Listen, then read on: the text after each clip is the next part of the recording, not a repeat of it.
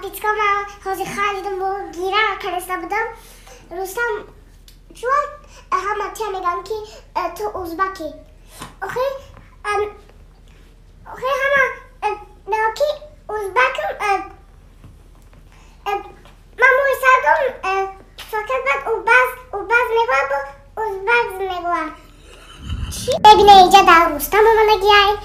همه آدم ها میگن که این رستم کل نیستای مودند در کل نیستای. ندون برای چی میگن. من برای موسم چسباندم برای که موسم دیگه ندون فقط واقعی بعد مادگیم که خیلی بسته.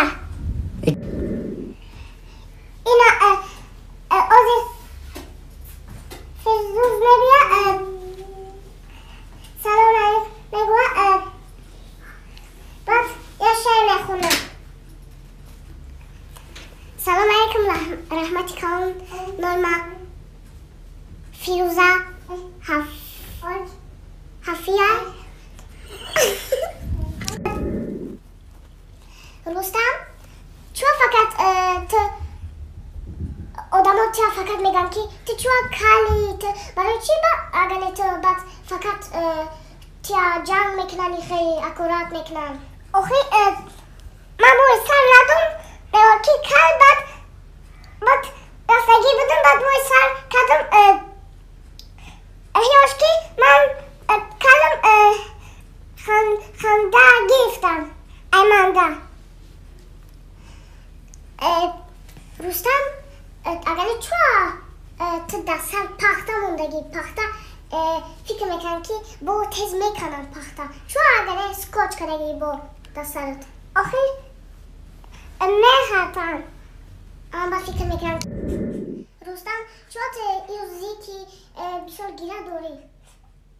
آخه همه که رستم میگویم اگر چوا دستت روغن شکیدگی آخه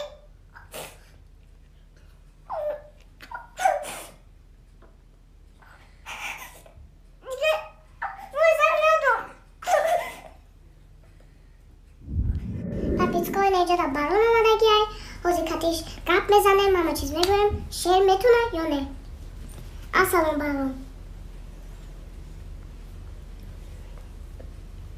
برون چی شد؟ چو گیره داری؟ پاپیچکا من نمیدونم چو گیره داره برون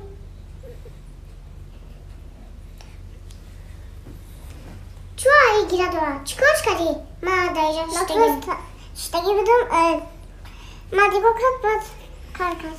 پاپیچکا من میدونم این نگاه کرد تازهش کافی دیگه کار کرده گیره برای اول نگوش دارم ترسیدی اول نه؟ پاپیچکا من نمیدونم برای چی خیلی نگاه دارم.